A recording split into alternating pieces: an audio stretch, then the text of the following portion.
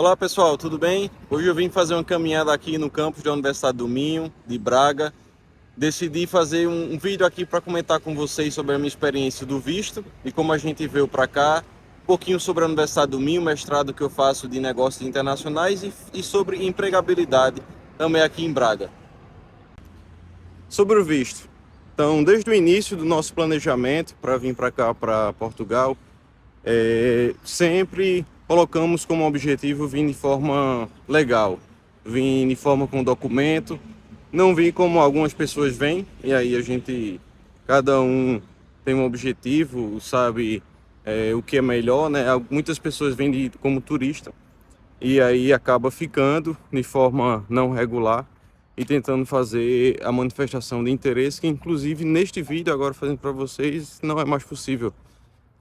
O AIMA, que é o órgão que ficou no lugar do CEF, fez um novo decreto, né, o governo, na mudança de governo agora em Portugal, extinguindo o processo de solicitação de permanência aqui através de manifestação de interesse.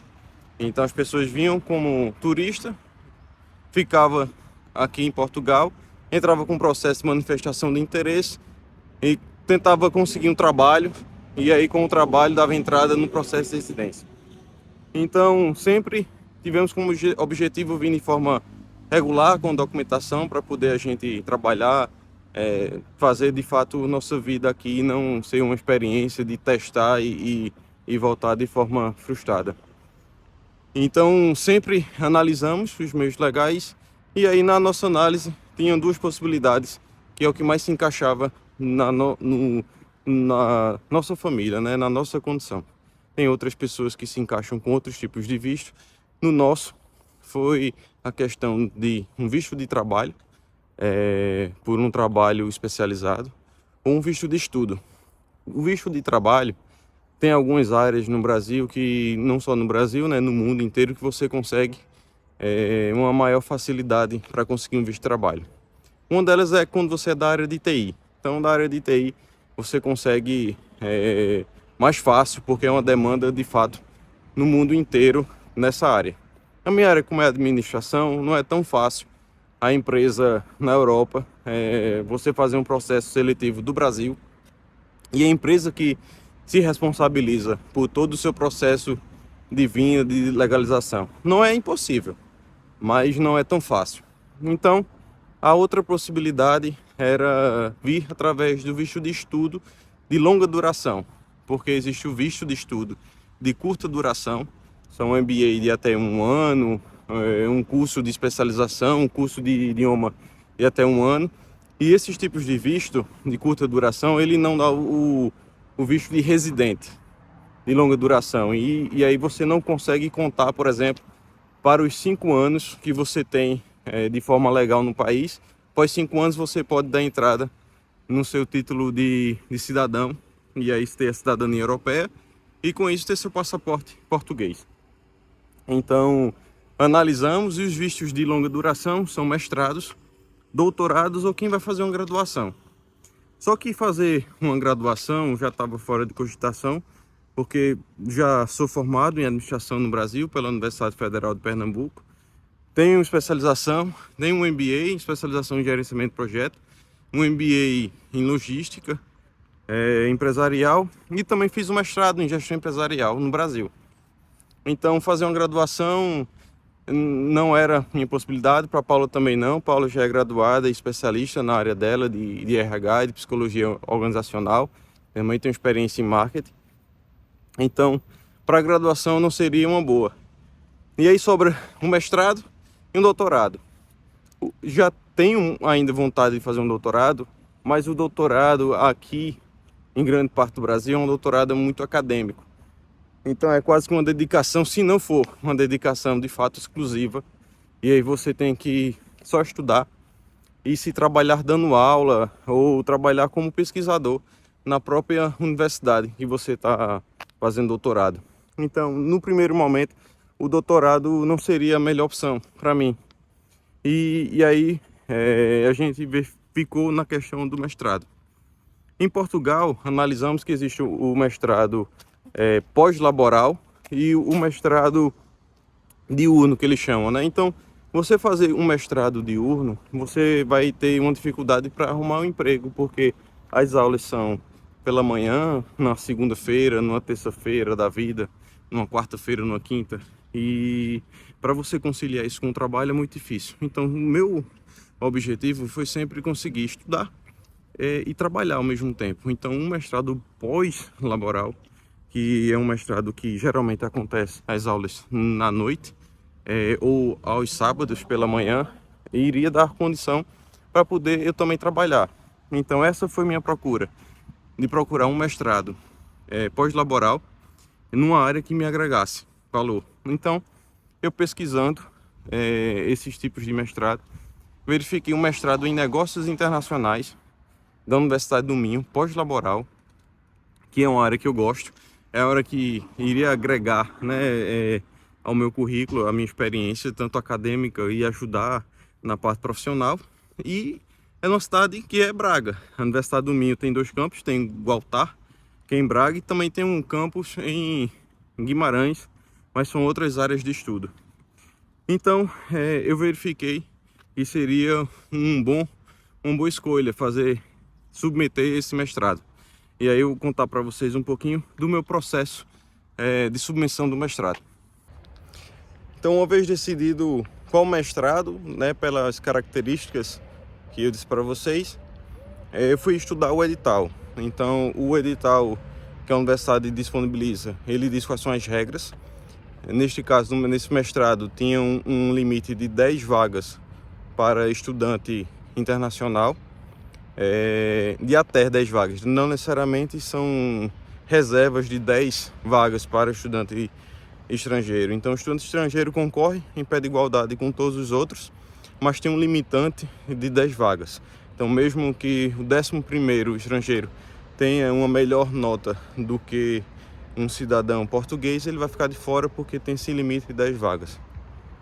No edital, estabelece qual é a pontuação. Então, você já sendo da área de negócios, você recebe mais pontos. Você trabalhando na área de negócios, você recebe também outros pontos. Se sua experiência em relação a artigos científicos também é dessa área, você recebe um determinado ponto. Então tem toda uma regra que o edital estabelece para você ter mais ou menos ponto para sua análise de ser submetido, né, e ser recebido, ser aceito como um estudante estrangeiro. Não há prova, neste caso, na minha experiência, nesse tipo de mestrado não há prova. Há só uma análise de documento e uma análise de currículo, tanto o Lattes, né, o currículo acadêmico, quanto o currículo profissional. E análise documental, ela é uma análise de convalidações. Por exemplo, no caso da Universidade do Minho, ele só reconhece os diplomas e os certificados se forem com apostilamento de AIA, que é um tipo de reconhecimento, vamos supor que é um tipo de reconhecimento de firma internacional. Então, é uma autenticação de documentação internacional, melhor dizendo. Reconhecimento de firma seria só assinatura. E com esse reconhecimento que o documento é válido, né? Esse é um reconhecimento internacional, a Universidade do Minho aceita. E aí, uma observação, né? Aqui em Portugal, as universidades elas têm um parâmetro da nota ser de 0 a 20. No Brasil, nosso parâmetro, a nota é ser de 0 a 10. E aí vão te pedir também um documento da faculdade que tem essa correlação para eles fazerem um dipare. Então, por exemplo, se você no Brasil tem uma nota de 8,5, para eles aqui é uma nota que fica abaixo do mínimo, porque é de 0 a 20. Então você teria que fazer uma correlação de equivalência, né, vamos dizer assim, e esses 8,5 se daria 17, de 0 a 20. Então seria uma boa nota para os parâmetros daqui. E com isso, submetendo todos os documentos, todos os seus certificados, os seus diplomas, é feito o período de análise e sai o resultado. Saindo o resultado, você recebe da universidade um documento dizendo que você passou e que você está apto a fazer a matrícula. Então você analisa, de fato você quer prosseguir, e aí é neste momento que você começa a fazer a parte do desembolso. Na Universidade do Minho você tem 3 propinas, e aí propina, para quem não está acostumado, é como se diz aqui em Portugal, de verba, né, de mensalidade, é utilizada a palavra propina. E aqui você tem 3 tipos de propina. Você tem o do estudante nacional, o que é um português. Você tem o estudante estrangeiro e você tem o estudante CPLP, que são os países de língua portuguesa. Então os países de língua portuguesa, eles têm um valor menor de mensalidade do que um estrangeiro de outro país, bem como da Europa, tá? Não só da América do Sul, mas também de outras nacionalidades da Europa pagam como um estudante estrangeiro. Quem vem da CPLP e também não só são a parte da América do Sul, né, o Brasil, mas também outros países da África, por exemplo, que falam português, eles também têm esse benefício, esse desconto de ter um valor abaixo. Então você faz a matrícula e aí com a matrícula você tem um segundo documento dizendo que, além de aceito na universidade, agora você está devidamente matriculado, e com esse documento de aceito e matriculado, e você inicia todo o seu processo agora junto ao consulado português no Brasil. Então o consulado português no Brasil, você vai fazer uma nova submissão, são outros documentos. Eles vão pedir agora documento de passaporte, do seu documento da universidade, dos seus meios de subsistência, de como é que você vai se manter aqui em Portugal, qual tipo de visto você vai colocar, que nesse caso é de longa duração.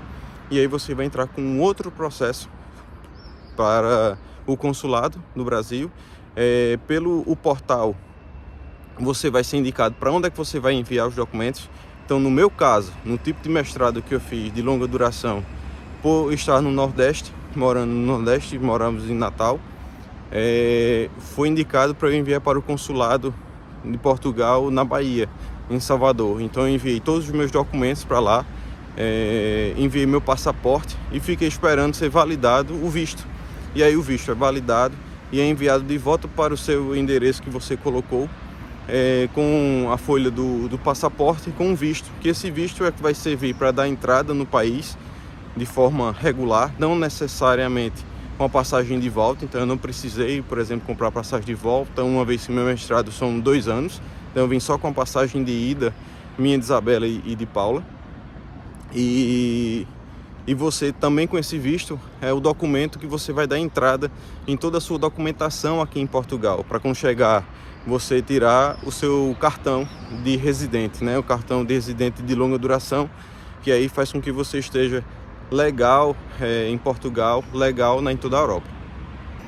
E agora falando um pouco sobre o curso, então já completei o primeiro ano letivo do mestrado. Consegui, graças a Deus, passar em todos os créditos que chamam, né, em todas as cadeiras, em todas as disciplinas. Me agregou bastante de conhecimento. Então, de fato, são áreas parecidas com o que eu já estudei em administração, né, no Brasil, só que com um olhar voltado para uma visão global de negócios internacionais. Então, RH da parte de recursos humanos, mais voltado para a parte internacional, economia, estudei economia global, marketing voltado para um marketing de internacionalização das empresas, tanto de pequeno, de médio e de grande porte.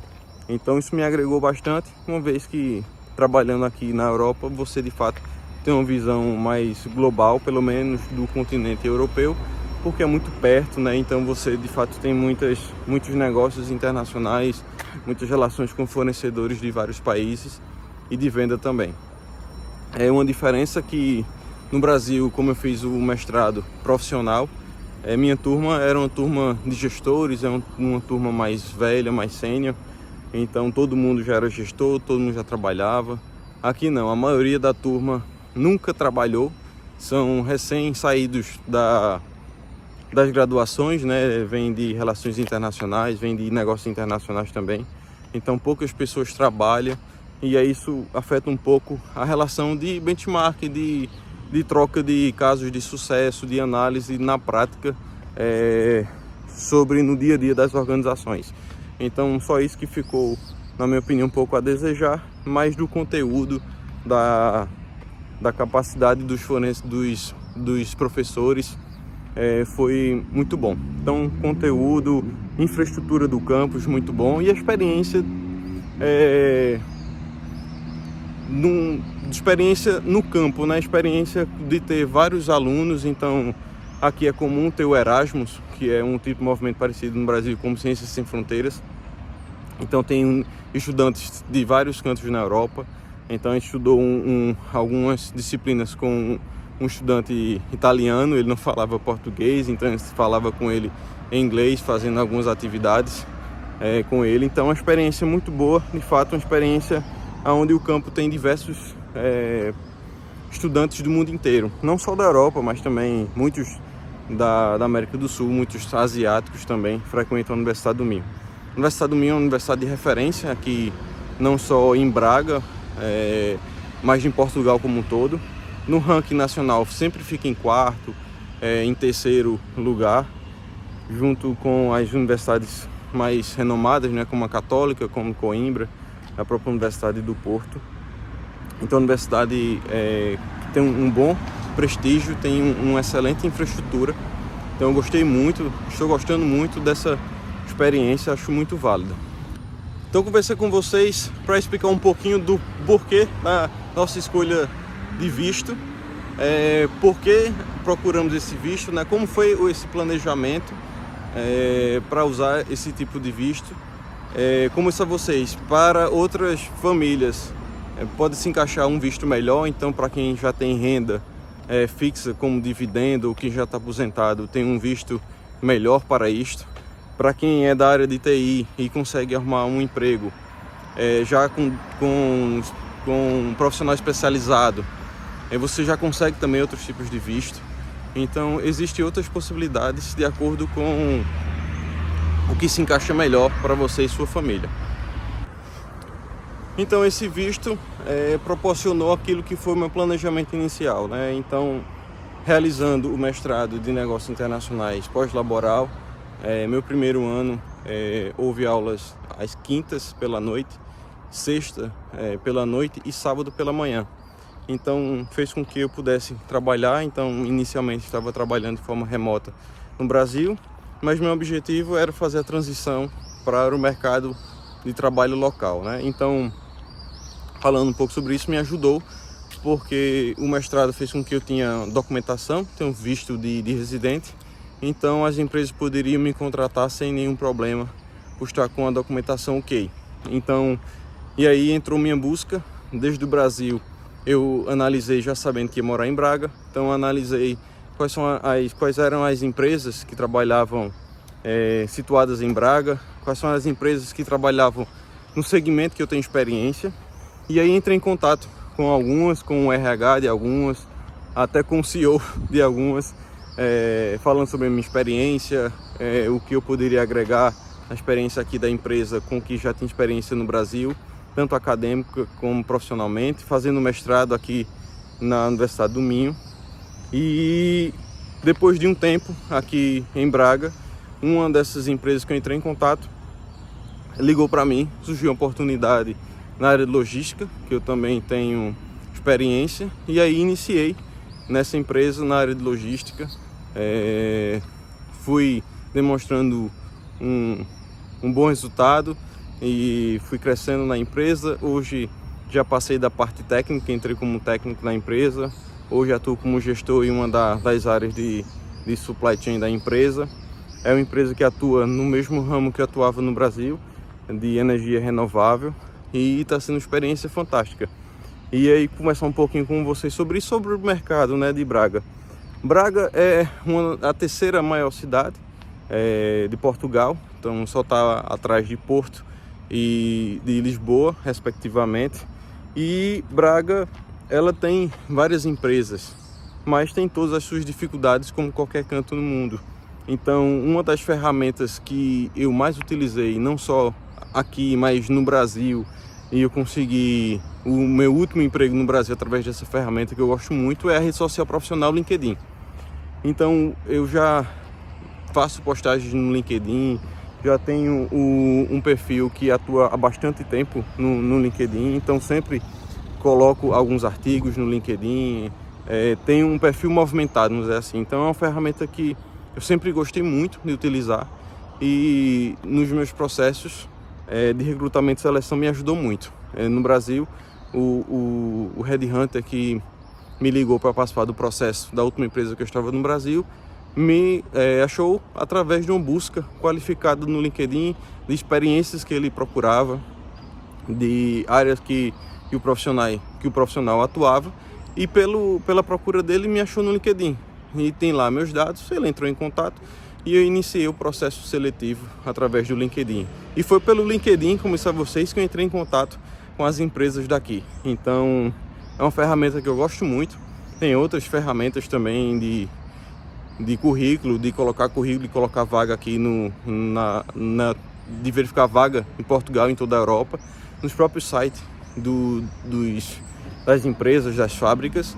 Mas acho que o LinkedIn é uma excelente ferramenta para busca de vagas e de você estar com o seu currículo atualizado, movimentando, porque os profissionais de recrutamento e seleção usam muito o LinkedIn para fazer buscas. E quando você está com o LinkedIn bem atualizado, com as suas habilidades, com recomendações de pessoas que trabalharam com você e dá um feedback positivo sobre o seu trabalho, eles sempre acham vocês no filtro, e aí vocês têm uma chance maior de serem chamados para uma entrevista, e aí na entrevista vocês conseguirem se destacar e serem contratados. Então, pessoal, voltei ao meu ponto inicial da caminhada, consegui fazer um tour aqui pelo campus, caminhando um pouquinho. Espero que vocês tenham gostado do vídeo. Se gostaram, curtem, se inscrevem aí no canal. Se vocês têm alguma dúvida, né, então eu falei de forma mais genérica sobre o visto, sobre a experiência. Mas se você tiver alguma dúvida mais específica, pode comentar aqui, que a gente vai ter o maior prazer de tentar responder o máximo possível que a gente possa para tirar as dúvidas de vocês, tá bem? Até a próxima, um grande abraço.